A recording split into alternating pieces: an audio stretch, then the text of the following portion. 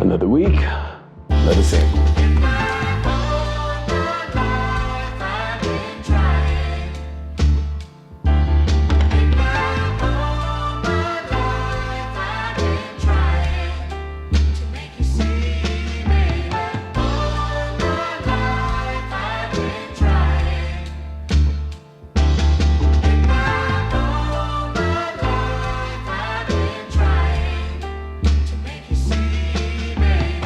What it do? I'm Nico Nonay.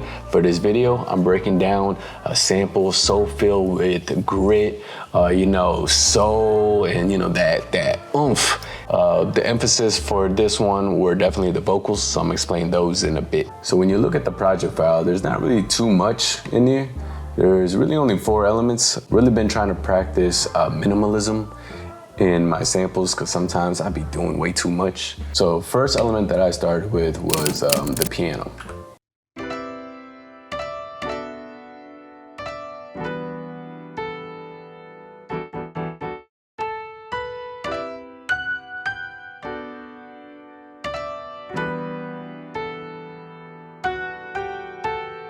So compared to the final sample, I started off in a higher key. So we're in the key of E minor right now. All right, so relatively not too hard to play. There's only 3 chords. So the first chord is a C major 9. So that's the 6th chord in E minor. I'm doing a little flick, but that's more for the melody line. So that's the first chord. Then the second chord is B minor 7 with the same flick. And then another flick, and then we get down to the 1. Which is that E minor 9. One distinguishing feature from this sample is that kind of like groove that I'm creating with the piano. So once I hit that, I do that little 4-bar count. So for the plugins, I'm using Keyscape, which is really my go-to. I kind of adjusted this preset, wing upright, got it to the retro color shift, turn off the release and pedal noise, just find it to be cleaner.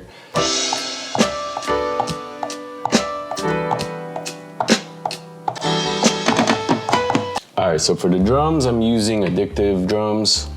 Specifically, I'm using Mai's Addictive Drums presets. So if you have Addictive Drums, check it out. The only thing is though, you need to have the expansions.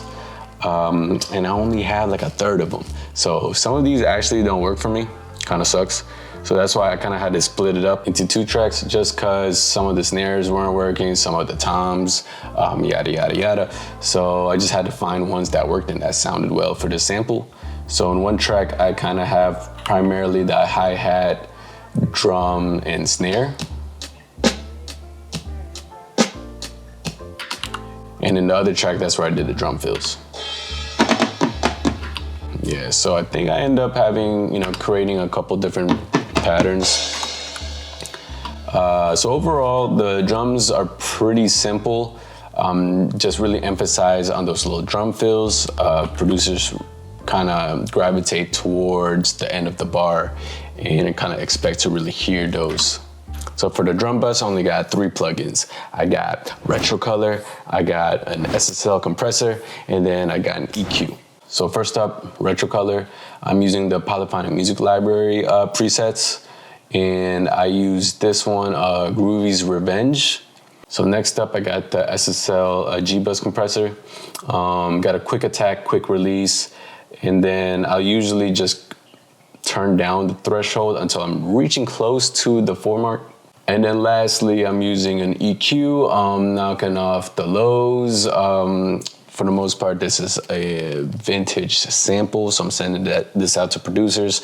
Don't need all the information in the low end, because that, they'll be replacing it with their own drums, but still wanted some drums to establish a groove for these producers.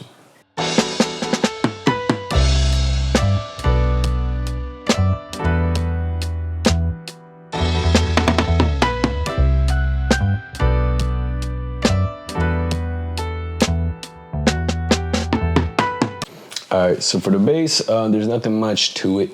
Just really following the root notes of the chords. follow along the same groove patterns. The only couple takeaways that I will say is, along with following the chords, I'm doing these little fifth pops, C to G, and B to F sharp, then E, and then E, I just kind of did a same note pop. The other thing is, I did that, followed along with the piano groove, so did that 4-bar count. After that, I did that slide, and that slide is really key, and it's something that you can't really replicate with plugins, or not really that well, in my opinion. That's why I prefer using a bass guitar.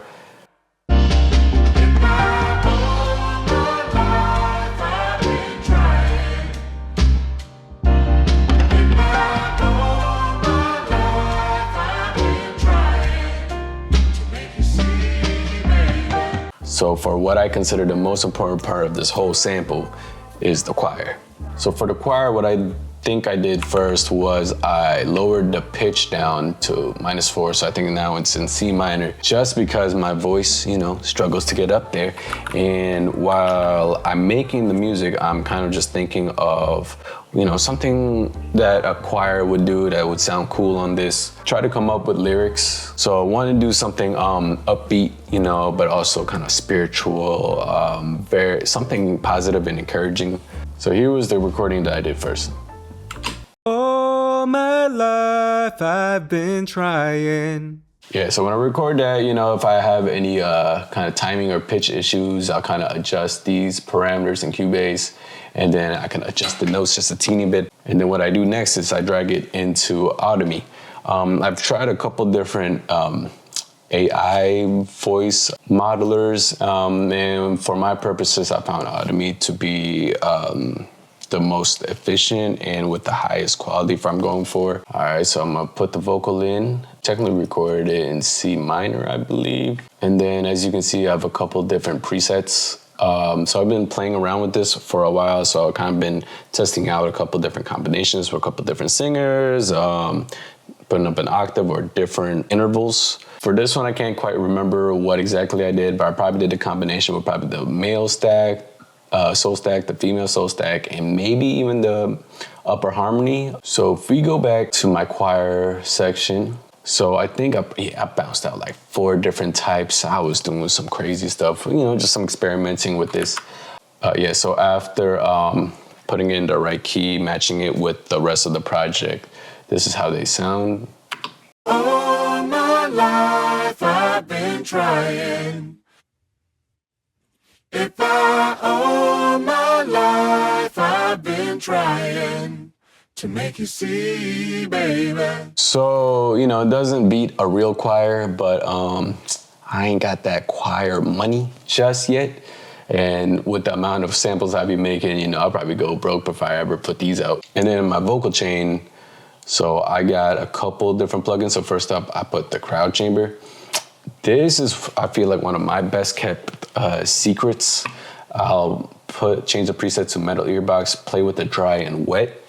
Now you can see the before and after. It can be extreme, but I like to keep it subtle. So without it. All my life I've been trying. And then with it.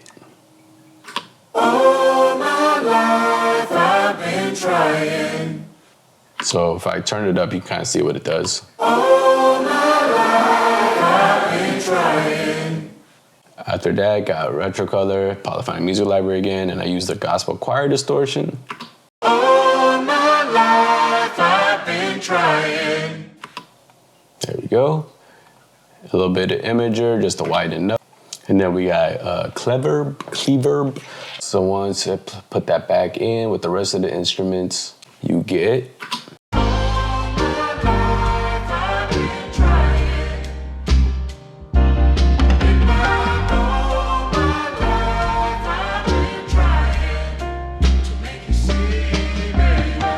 So, especially when working with Audemy, it sometimes can be like a little bit hit or miss. I notice I have to change the way I sing into the mic, what it tends to pick up, what it doesn't, to kind of work around it. It's a lot of trial and error. That's why sometimes these samples can take me anywhere from about 2 hours to like 4 to 5 hours, especially if I'm messing with choir. So now for the last step, I'm gonna show you my mixing and post-processing. I have 2 chains. First, I have the submix chain, and then I'm gonna show you the master chain. So first for the submix chain, this chain I tend to have on all the time with the exception of one plugin.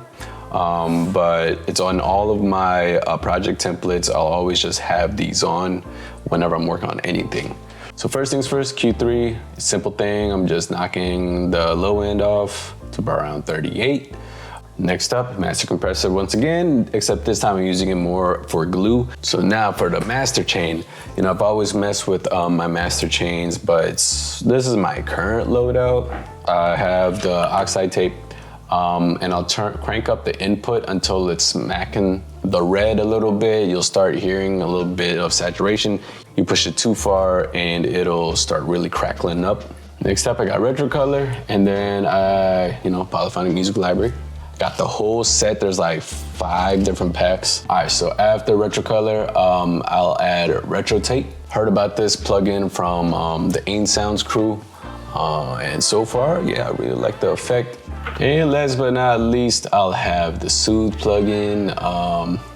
Like I said, not a mixing engineer, so this kind of helps make up for that.